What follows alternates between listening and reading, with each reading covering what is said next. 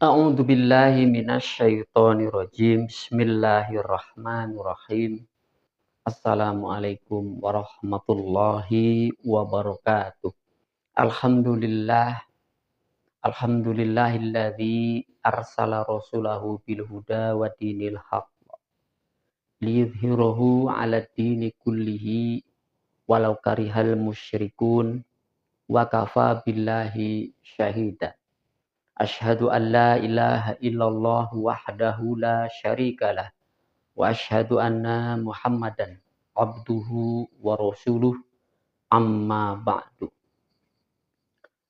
Para pemirsa yang semoga dan senantiasa dirahmati Allah dan juga diberikan kemudahan di dalam memahami ayat-ayatnya, sehingga oleh karenanya kita dapat melaksanakan segala perintahnya dan menjauhi segala larangan-larangannya. Tentunya sesuai dan selaras dengan sunnah para nabi-nabinya, utamanya Nabi Muhammad Rasulullah Shallallahu Alaihi Wasallam. Pemirsa yang dirahmati Allah, salam jumpa kembali di channel Kajian Berfikir ini. Channel yang senantiasa mengajak Anda dan kita semua untuk selalu dan senantiasa berfikir dan berzikir kepada Allah Subhanahu wa Ta'ala, sehingga ibadah kita akan lebih bernilai di hadapan dan di mata Allah Subhanahu wa Ta'ala. Dan selanjutnya, pemirsa yang dirahmati Allah, mari kita kembali mengkaji ayat-ayat Allah, di mana ayat-ayat tersebut satu di antaranya akan menjadi materi pembahasan pada kesempatan kali ini dengan judul, ya ini ayatnya, surat An-Nisa ayat 59. Tentunya nanti akan didukung oleh atau dengan ayat-ayat yang lainnya. Ya, judulnya ibadah.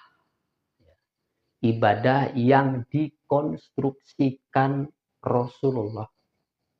Ya, yang dikonstruksikan oleh Rasulullah berarti sebuah bangunan ibadah yang mesti menjadi uswah, landasan bagi kita untuk beribadah. Itu namanya mencontoh sunnah. Namun ada perbedaan atau berbeda dengan faham keagamaan. Loh, kenapa mesti dikaitkan dengan perbedaan apalagi dengan keagamaan? Bukankah Islam itu adalah agama benar? Tidak salah pernyataan itu atau pendapat itu. Memang jika Islam disebut agama tidak salah. Ya. Namun Islam itu tidak sama dengan agama. Gitu. Sebagaimana saya katakan juga, pernah saya katakan, atau mungkin akan terus saya katakan. Apakah bahasa Al-Quran itu adalah bahasa Arab? Iya. Bahasa Al-Quran itu bahasa Arab. Tapi jika pertanyaannya apakah sama? Tidak. Ya, bahasa Al-Quran dengan bahasa Arab tidak sama. Ya, jadi itu. Nah, oleh karenanya kita mesti paham hal itu. Makanya ada berbeda antara agama atau keagamaan dengan Islam. Jadi kalaupun Islam disebut agama tidak salah. Karena memang di dalam Islam itu ya ada kegiatan keagamaan. Dalam hal apa? Dalam hal ibadah mahdoh. Tuh yang saya maksudkan. Artinya kegiatan ritual, kegiatan yang bersifat vertikal. Seperti sholat, puasa, zakat, haji, dan kegiatan-kegiatan ritual lainnya. Doa dan sebagainya, baca Quran dan sebagainya. Nah itu saudara. Ya, jadi nanti kita lihat di mana perbedaannya. Dan apa yang menjadi paham kita terhadap Islam. Dan juga terhadap agama. Nah di sini ada ayat saudara. ya, yang kalimatnya diawali dengan ya ayyuhalladzina amanu. Tentu banyak sekali ya ayat-ayat yang berbunyi atau yang berlafalkan ya ayyuhalladzina amanu.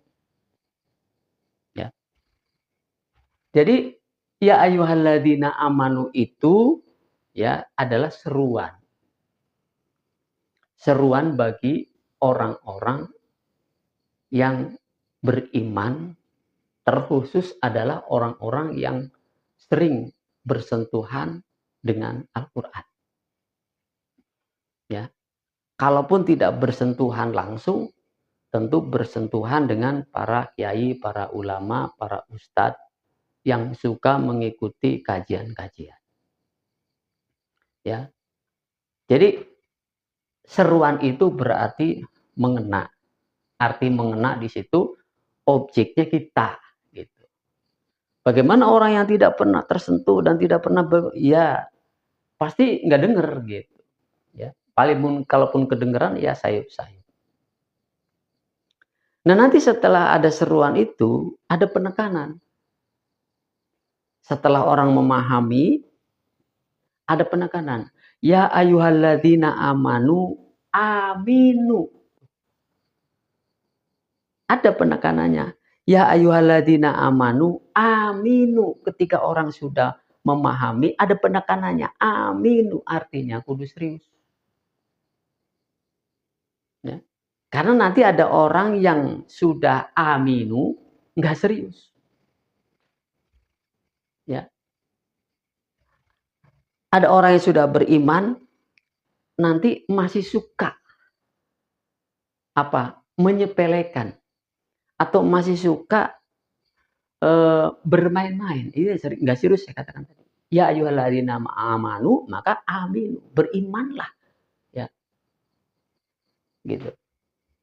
Apa di sini? Ya ayyuhalladzina amanu ati Allah wa ati rasul wa ulil amri.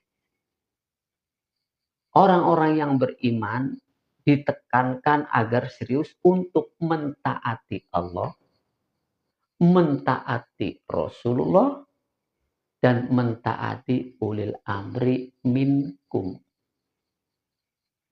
Allah, Rasul, dan ulil amri di antara atau dari kalanganmu minkum. Nah, tentu tentang taat, ati'u, ito'ah, ya, itu juga ada harus keseriusannya harus ada. Nah, di dalam surat Ali Imran, surat 3 ayat 102. Penekanan lagi.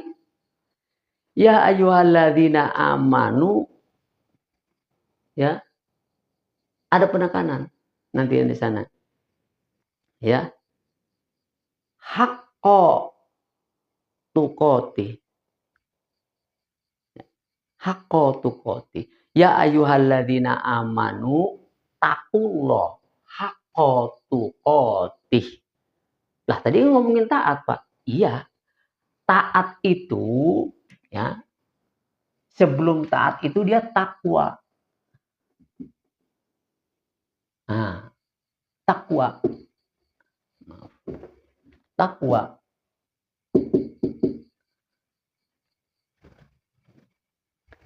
Nah, takwa itu seringkali diucapkan terutama pada mimbar Jumat.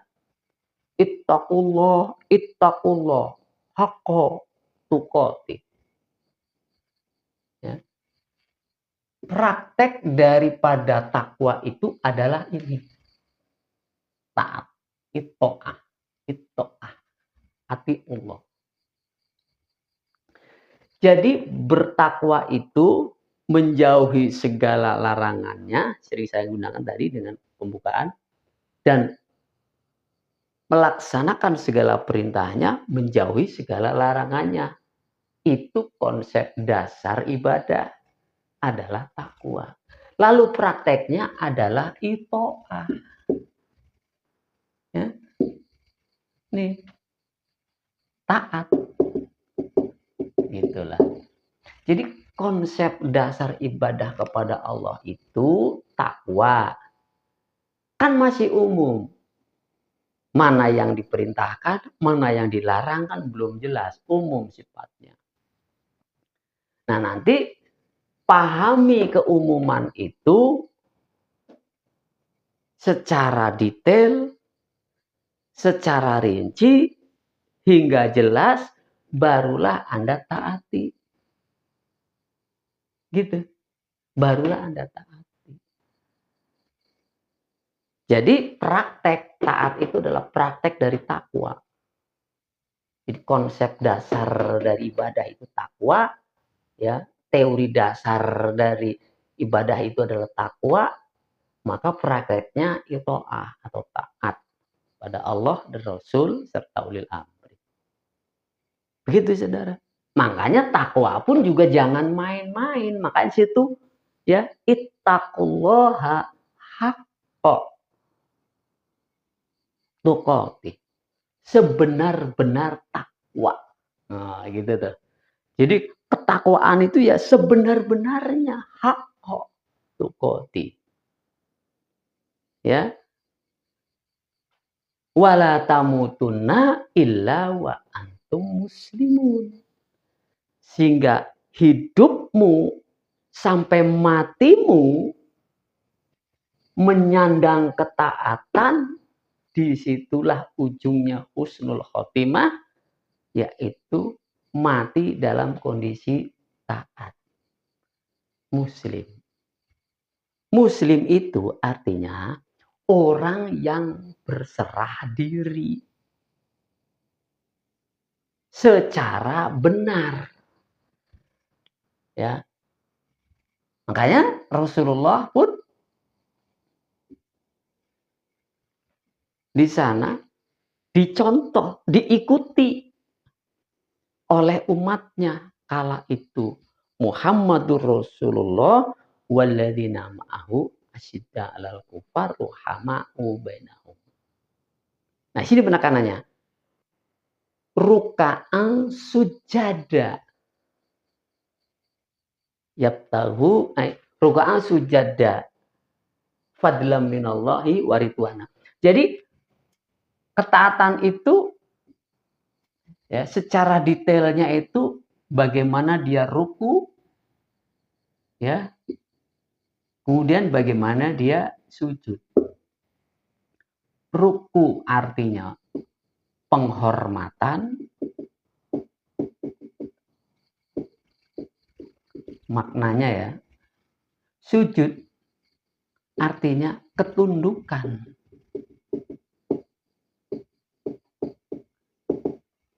Jadi ruku dan sujud itu bentuk daripada taslim. Orangnya muslim. Makanya wala tamutunna illa wa antum muslimun. Begitu saudara. Ya, ruku sujud secara simbolik dipraktekkan dalam sholat wajib atau sunnah 5 waktu. Ruku ya kita ya yang sudah praktek, yang praktek setiap hari udah makanannya hari-hari ya. Ya, ruku itu kita bungkuk 90 derajat. Sujud itu kita dahinya menyentuh tanah, bumi. Itu secara simbolisnya. Nah, secara amaliyah prakteknya, ya ini bentuk ketaatan dalam segala hal. Yang diperintahkan, dilaksanakan, yang tidak diperintahkan atau bahkan dilarang, dihindarkan, dijauhi, itulah namanya takwa. Tadi kan bentuknya ketaatan. Tanpa reserve. Nah, kenapa selalu ada penekanan serius? Karena nanti ada orang yang ruku doang. Sujudnya enggak. Ada orang yang beriman tapi imannya masih main-main. Ada orang yang taat, taatnya kalau dilihat. Ya, ketaatan yang tidak tulus, ketaatan yang tidak ikhlas, ya, itu kalau ada orangnya, ada yang melihat, dia taat. Ya. Nanti ada orang yang hanya ruku saja tanpa sujud. Paham maksudnya? Itu tadi yang amanu tapi tidak aminu. Ada yang takwa tapi tidak ittaku wallahu haqqo. Contohnya kayak apa? Ya ini tadi masih mencari celah untuk menghindar dari ketaatan. Ruku iya, tapi sujudnya belum tentu. Sujud dia ketika nggak ada pilihan. Contoh di zaman Rasulullah, dia ruku dan sujud itu karena memang tidak ada peluang seperti Abu Sofyan. Dia taslim, nyerah Islam, masuk Islam, katakanlah. Tapi udah nggak ada pilihan karena memang saat itu kekuatan Rasulullah dengan para pasukannya itu ya udah luar biasa untuk futu Mekah. Maka mau nggak mau dia taslim. Ya. Itu contoh dalam sejarah begitu. Nah, nggak kurang-kurang hari ini juga mungkin, bukan mungkin ya, pasti banyak orang yang takwanya main-main, imannya main-main, ya, ruku sujudnya juga main-main. Ya, jihad itu begitu. Ya, jihadun fi sabilillahi jihad. Kan juga ada yang jihad-jihadan. Nah, hal ini terjadi karena ada dua hal. Ya, beriman tapi tidak berilmu. Ya, asal ikut-ikutan. Sehingga apa yang dia lakukan ya memang banyak nggak ngertinya. Beriman doang, tapi nggak punya ilmu atau minus ilmu atau kurang ilmu atau kurang paham. Ya, ya tinggal dipahamkan saja. Ya, tinggal diarahkan saja, tinggal dibina saja. Ini satu faktor ya. Faktor yang lain, dia paham, dia ngerti karena sering ikut kajian, karena sering ikut pemahaman. Tapi begitu dia paham, masih cari celah untuk menghindar. Ya karena memang tidak ada kaitan. Ya maaf nih, kiai, ulama, ustadz kan banyak yang menjadi idola. Ya, menyerukan ketaatan, menyerukan kebaikan, ya. Dan dia suka kepada kiainya, kepada ustadznya, tapi belum tentu dia mau mengikuti apa yang diarahkan, apa yang disarankan oleh si kiai atau si ustadz itu. Ya. Dia senang doang dengan kajiannya. Dia pahami kajiannya. Tapi dalam amalannya kan, dalam pelaksanaannya ya, tidak diikuti. Begitu Rasulullah. Begitu Rasulullah memberikan contoh oleh umatnya langsung. Dilihat ataupun tidak dilihat, diawasi ataupun tidak diawasi, itulah makna daripada ihsan. Bagi orang yang imannya serius, dilihat ataupun tidak dilihat orang, dia tetap laksanakan perintah itu. Dia tetap tinggalkan perintah itu, larangan itu. Itu yang dimaksud daripada kesungguhan-kesungguhan dan keseriusan-keseriusan. Nah, itulah saudara makna daripada taat, makna daripada takwa, makna daripada ruku, sujud, dan taslim atau Islam. Wala tamutunna illa wa antum muslimun. Jadi Anda telah mampu menyelesaikan kehidupan di dunia ini ya tidak keluar daripada ketaatan. Tidak keluar daripada garis prinsip dasar ibadah kepada Allah. Ya. Ittaqullah haqqa tuqatih. Wala tamutunna illa wa antum muslimun. Itu berarti husnul khotimah.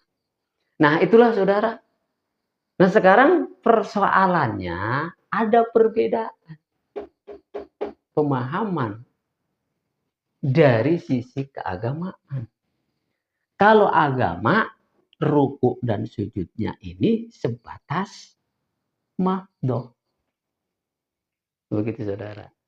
Cuma sembahyang 5 waktu dan amalan-amalan ritual lainnya. Nah sekarang kita lihat bagaimana Rasulullah mempraktekkan ketakwaan kepada Allah beserta para pendukung dan pengikutnya. Walladzina ma'ahunya. Bagaimana mempraktekkan ito'ah sehingga ujungnya adalah tasliman. Kan begitu. Ya. Makanya Rasulullah itu mencontohkan ya secara konstruktif tentang masalah ibadah, tentang masalah ketaatan. Ya, begitu saudara. Nah, lantas bagaimana agama memahami tentang ketaatan itu? Gini saudara. Ya.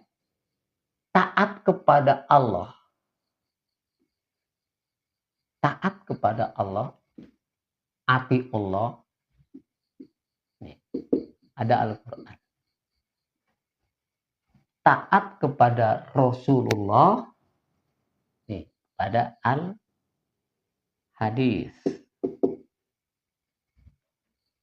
Tuh, saudara. Nah, sedangkan dulu Rasulullah mengkonstruksikan begini.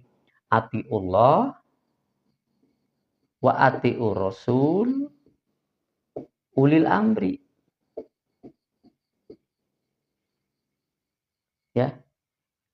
Ini wujudnya orang, yaitu Rasul. Ini wujudnya orang, yaitu ya, para sahabatnya. Ya. Ini wahyu. Nah, kalau ke sini sekarang berarti Al-Quran. Ya. Nah, ini Rasul kan udah wafat. Maka orang melihatnya adalah Al-Hadis.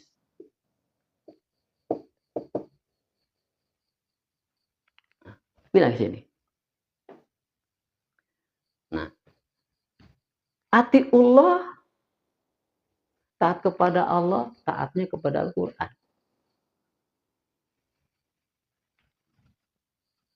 Taat kepada Rasul, ya, yang diambilnya Al-Hadis. Ya. Ulil amri, gak jelas. Ya. Nah, ini ya ulama. Nah, ke sini. Jadi pemahaman agama taat kepada Allah, taat kepada Rasul itu bagaimana tafsir Qur'annya para ulama. Taat kepada Rasul bagaimana tafsir hadisnya sebagaimana ulama. Dan antara ulama satu dengan ulama yang lain tidak sama. Memahami tentang Quran. Memahami tentang hadis. Sehingga terjadilah kelompok-kelompok jamaah-jamaah tertentu yang mendeklir dirinya mentaati Allah, mentaati Rasul. Sunnah. Mereka katakan, saya nyunah. Saya taat kepada Allah. Nah itu beda dengan dulu. Loh kok beda? Ya iya pemahaman agama taat kepada Allah kan kepada Quran. Taat kepada Rasul kan kepada hadis. Ya beda jelas. Ya, pendapatnya juga beda. Al-Quran ini, saudara, merupakan sumber hukum. Bukan hukum. Sumbernya. Jadi masih mentah. Yang namanya sumber kan air. Sumber air. Ya. Yang diinginkan air apa? Air untuk minum kah? untuk nyuci kah? Ya. Dan keperluan-keperluan lainnya itu kan berbeda keperluannya, sumbernya sama, tapi keperluannya apa? Sesuai dengan keperluannya. Nah, Al-Quran itu sumber hukum. Dan di Al-Quran bukan hukum doang, tapi sumber utamanya itu adalah hukum. Ya. Walladzi anzala 'alaikal kitab bil haqq. Atau walladzi anzala 'alaikal kitab ayatum ayatum muhkamat. Muhkamat itu adalah ayat-ayat tentang hukum. Sedangkan Al-Quran isinya bukan hukum saja. Seluruh ilmu ada di situ. Maka hukum Al-Quran itu di dalamnya masih bahan. Mesti dijadikan hukum praktis. Beda dengan Rasulullah. Dulu bukan Al-Quran dalam bentuk kitab, tapi wahyu.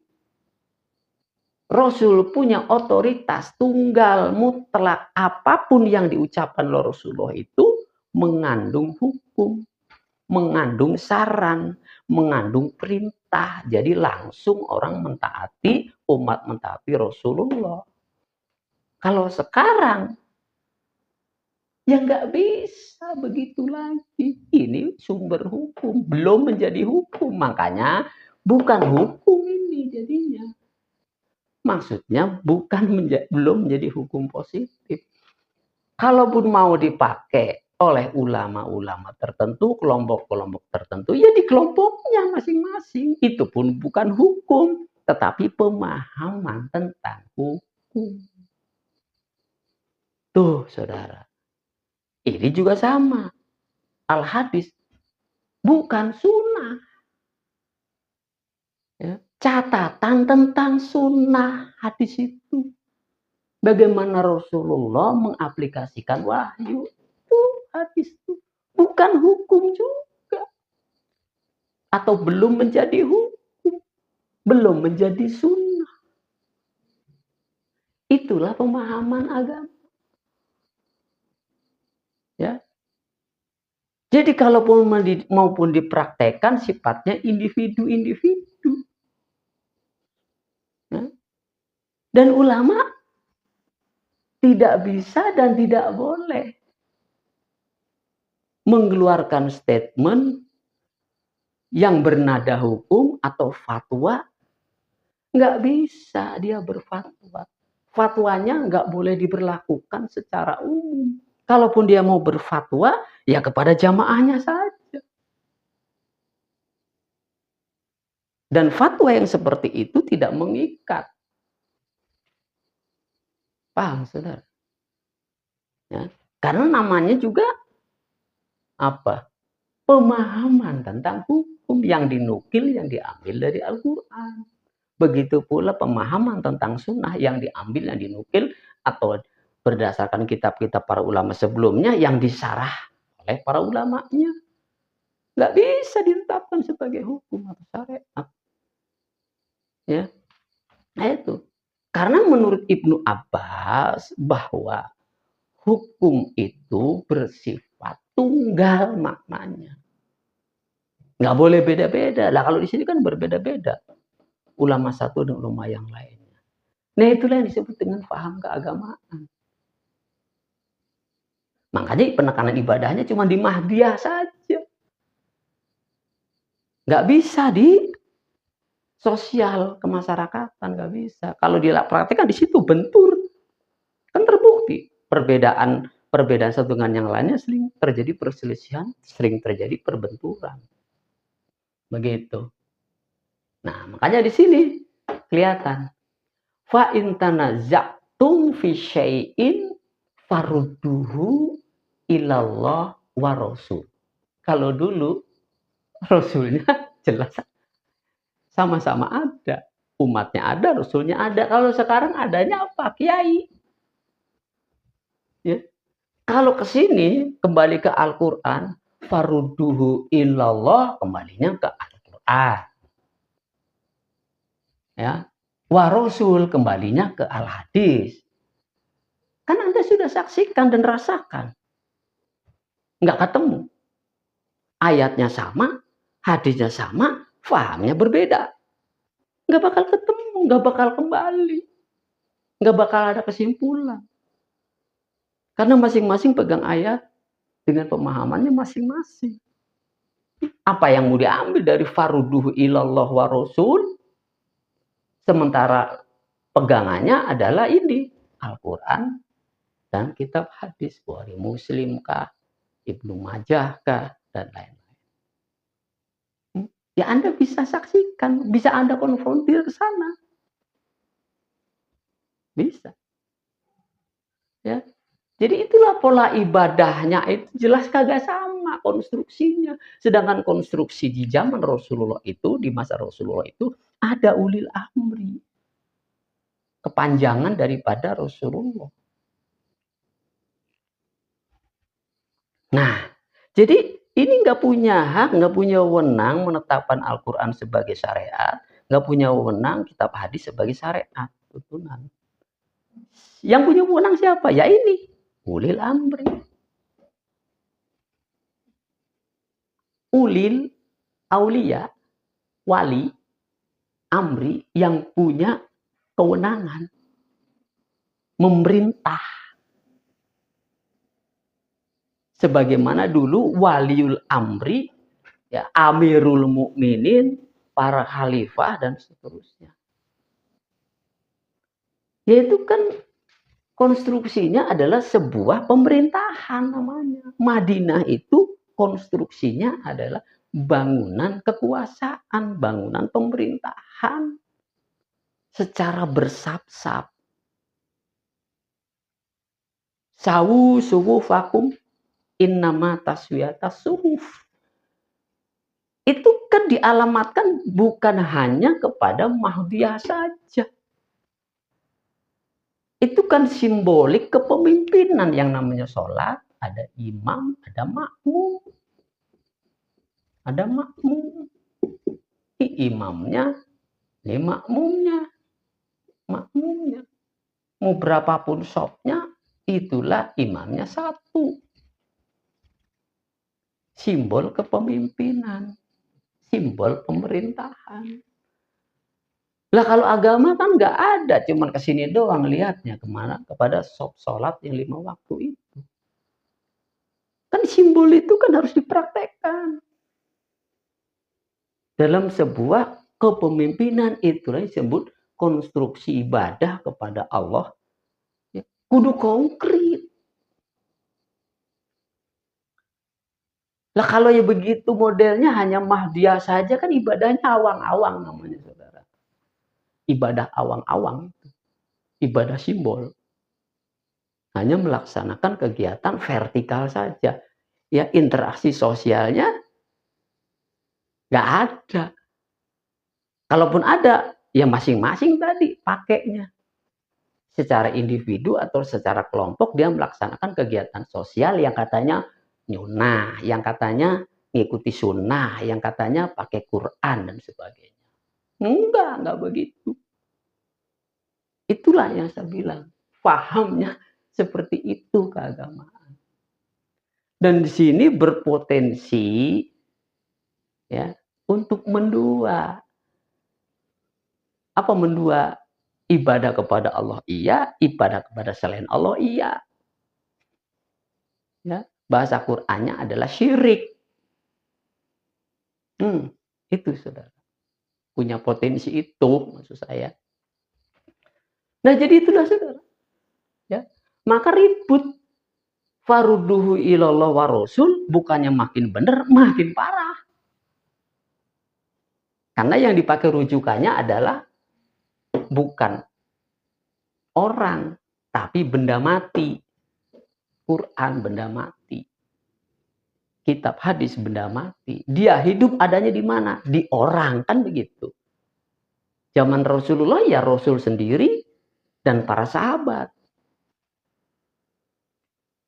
Begitu cara memahaminya. Kalau sekarang ya tadi ya sulit untuk mencari bagaimana bentuk ibadah kepada Allah Ya, sebagaimana ayat ini.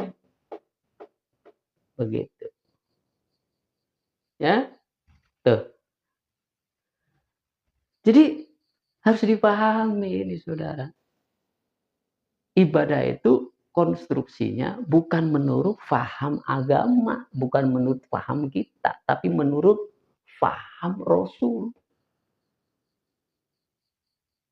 Faham Rasulullah itu seperti itu yang saya sampaikan tadi. Al-Madinatul Munawwarah itulah konstruksi bangunannya. Ketaatan itu wujud. Ya. Siapa yang ditaati? Ya wujudnya orang. Tetapi ini kan orang, Pak. Ulama kan orang. Betul. Orang ini wujudnya. Jadi bagaimana ibadah, tapi ulama ini penekanannya cuma kepada ibadah mahdoh saja.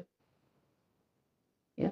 Karena dia tidak punya kewenangan secara umum dalam lingkup masyarakat. Jika diterapkan secara umum, terjadi keributan, perselisihan yang banyak. Begitu, Saudara. Ya. In kuntum tu'minuna billah. Kamu beriman kepada Allah enggak? Beriman. Bagaimana paham kamu? Kalau pahamnya masih kayak gini ya sulit. Itu iman kosong namanya. Ya.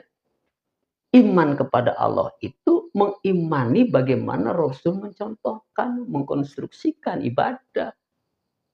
Ya. Begitu. Billahi wal yaumil akhir.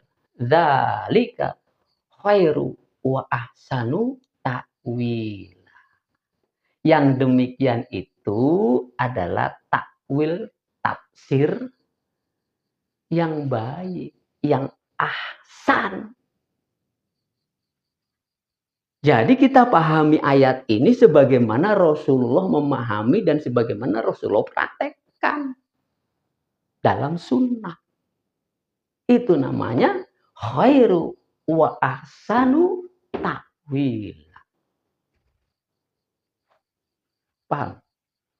Jadi belajar Quran itu, memahami Quran itu Allah arahkan supaya ngerti karena Allah sudah janjikan. Ya, enggak mempersulit orang untuk memahami Quran. Begitu. Jadi mata yassara minal Quran. Siapa orang yang dimudahkan dalam memahami Quran, syarat cuma ikhlas. Ya, nggak mesti saudara harus mempelajari teori-teori yang jelimet dan banyak sekali yang saudara pahami. Ntar ya Quran atau konsep-konsep orang yang dipahami, bukan ke Qurannya. Saya berkali-kali mengatakan bahwa sumber primer itu adalah Al-Quran terjemahan, bukan Al-Quran tafsir. Al-Quran tafsir itu adalah pembanding aja. Ya, sejalan nggak dengan Al-Quran primernya? Pendapat Kiai A, Kiai B, Kiai C dan seterusnya sejalan nggak dengan pemahaman Quran primernya? Itu, saudara. Ya, coba dimengerti, dipahami, ya. Nah itulah, saudara, perbedaannya, kontras antara pemahaman Islam dengan versi agama, pemahaman Islam dengan versi Quran. Demikian. Hadanallahu wa iyyakum ajma'in. Walhamdulillahi rabbil alamin.